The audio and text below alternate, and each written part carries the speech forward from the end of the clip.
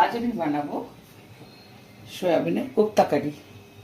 এখানে 200 গ্রাম সয়াবিন আছে নিয়েছি। আর ওর সঙ্গে আমি প্রথমে সয়াবিনটাকে আমি ভিজিয়ে নেবো গরম জলে, জলটা বসিয়ে দিয়েছি। আর এর সঙ্গে আমি কী কী নেবো সেটা ইনগ্রিডিয়েন্টস দেখাচ্ছি। কাজু, কিশমিশ, কাঁচা লঙ্কা, একটু আদা কুচানো আমি কুচিয়ে দেখাচ্ছি। আর সয়াবিনের পকোড়া যেটা বানাবো তার জন্য নিয়েছি একটু বেসন, কুচানো পেঁয়াজ। ইনগ্রিডিয়েন্টস নিয়েছি আমি সর্ষের তেল, ফোড়নের জন্য তেজপাতা, গোটা শুকনো লঙ্কা আর একটু গোটা গরম মশলা, তার মধ্যে আছে দারচিনি আর ছোটো এলাচ। এবারে মশলা যেটা নিয়েছি আদা বাটা, রসুন বাটা, জিরা, ধনিয়া, কাঁচা শুকনো লঙ্কা একসঙ্গে বাটা আছে এখানে, আর পেঁয়াজ বাটা, হলুদ, ফোড়নের জন্য নিয়েছি গোটা জিরে। আর যেটা সোয়াবিনের আমি বানাবো পকোড়া, তার জন্য একটু গোটা জিরে আর গোটা ধনিয়াও রেখেছি, আর একটু মালাই দুধ। আমার জলটা ফুটে গেছে, এরপরে আমি সয়াবিনগুলো ভিজিয়ে নেব। একটু নরম করে সেদ্ধ করবো, কেননা ওটা তো আমাকে ম্যাশ করতে হবে। তাই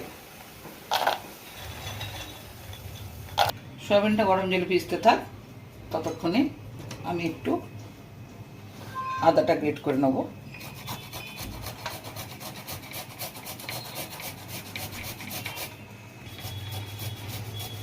লঙ্কাগুলো একটু ছোট ছোট করে কেটে নেব।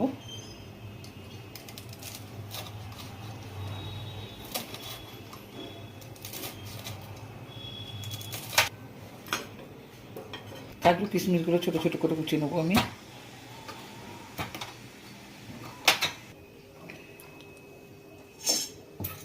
সয়াবিনগুলো আমার সিদ্ধ হয়ে গেছে, এরপর আমি ঢেলে নিচ্ছি।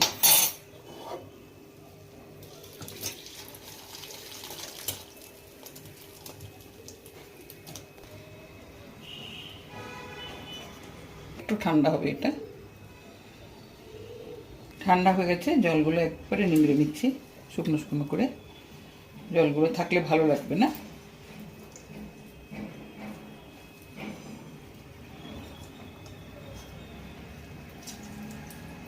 এবার আমি মিক্সিতে কিছুটা কিছুটা করে দিয়ে একটু ম্যাশ করে নেব।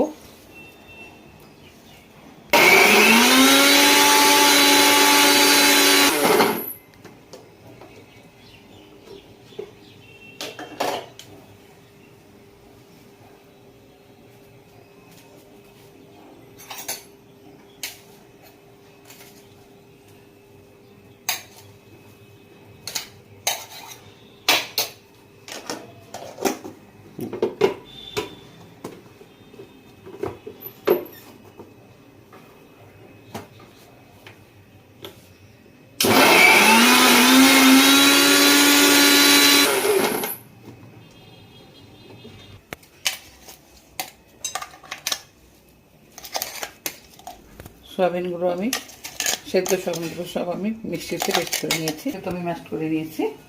এরপরে আমি এক এক করে সব মেশাবো। তুলে দিচ্ছি কাঁচা লঙ্কা, আদা গ্রেট করা, কাজু কুচানো, কিশমিশ কুচানো, এরপরে দিচ্ছি ধনিয়া গুঁড়ো, আপনারা চাইলে চাট মশলা ইউজ করতে পারেন, জিরে গুঁড়ো, লঙ্কার গুঁড়ো,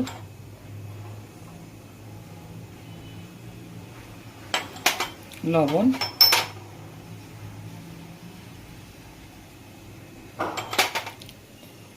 হলুদ,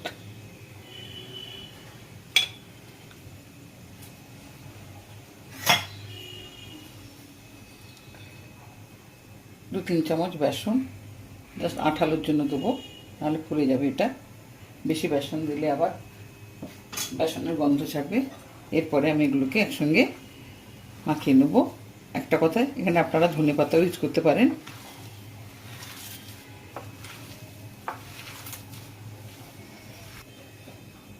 একটু গরম মশলা দিচ্ছি।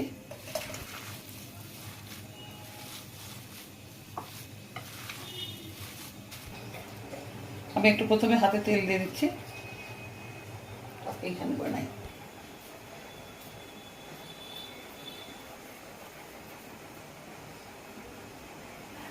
এটা আপনারা এরকম গোল গোলও বানাতে পারেন বা লম্বা সাইজেরও বানাতে পারেন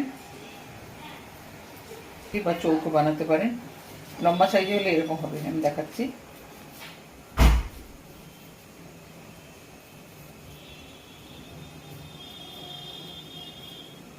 তো আমি এরকম বানাচ্ছি না, আমি গোল গোল বানাচ্ছি।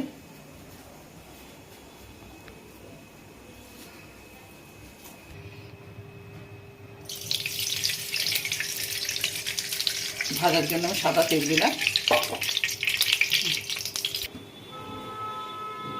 এরপরে আমি এক এক করে ভেজে নেব।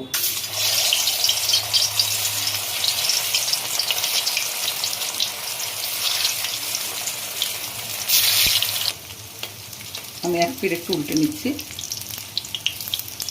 এইভাবে ব্রাউন করে।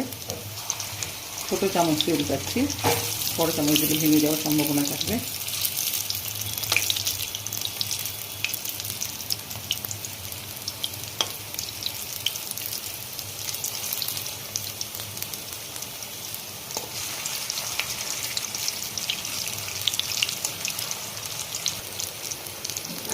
বলগুলো আমার ভাজা হয়ে গেছে, এবার আমি নামিয়ে নিচ্ছি। দ্বিতীয়বার বলগুলো দিচ্ছি।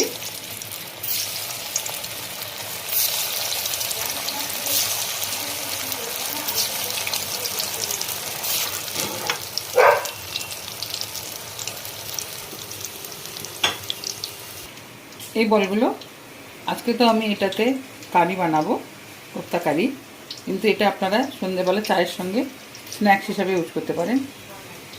আমি একটা ভেঙে দেখাচ্ছি ভেতরটা। কড়াইতে তেল ছিল, আর একটু তেল দিচ্ছি। শুকনো লঙ্কা,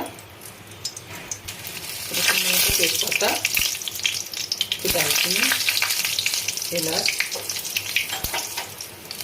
দিয়ে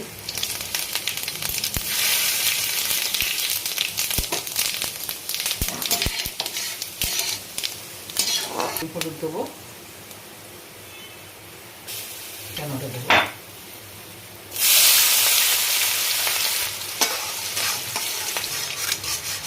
পেঁয়াজটা একটু গোল্ডেন কালার করে ভাজবো।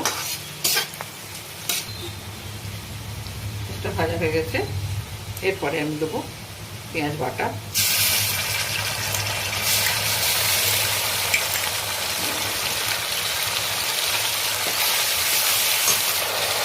রসুন বাটা,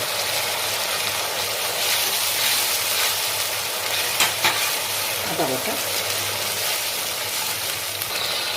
পরিমাণ মতো আমি তরকারিতে যতটা হলুদ দিয়েছি ততটা দেবো। এবারে দিচ্ছি ধনিয়া, জিরা আর লঙ্কা বাটা।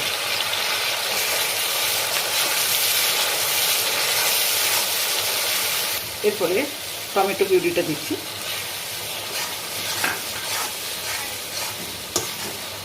সঙ্গে দেবো নুন,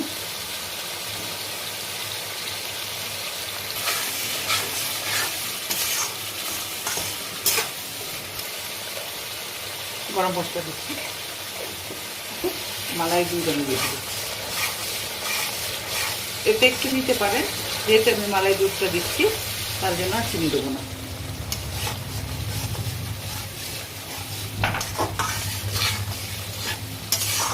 আমার গ্রেভিটা হয়ে গেছে, এরপরে আমি একটু জল অ্যাড করব। এবার একটু ঢাকা দেবো।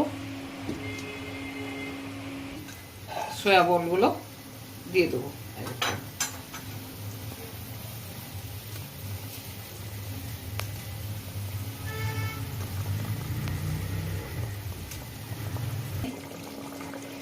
কাসুরি মেথি ছড়িয়ে দিচ্ছি,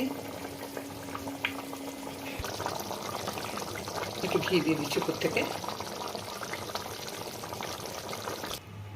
সোয়াবিনের কোফতা কারি আমার হয়ে গেছে, এবার আমি ঢেলে নেব। আজকে আমার রেসিপি ছিল সোয়াবিনের কোফতা কারি। তো আমি তো পুরোটা আপনাদের সামনে তুলে ধরলাম কিভাবে বানালাম।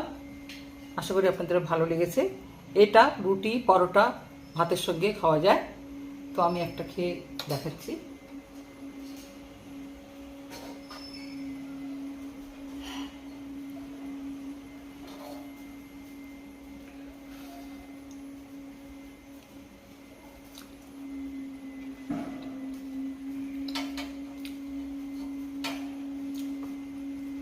আমার তো ভালো লেগেছে, আপনারা অবশ্যই একবার চেষ্টা করে দেখবেন।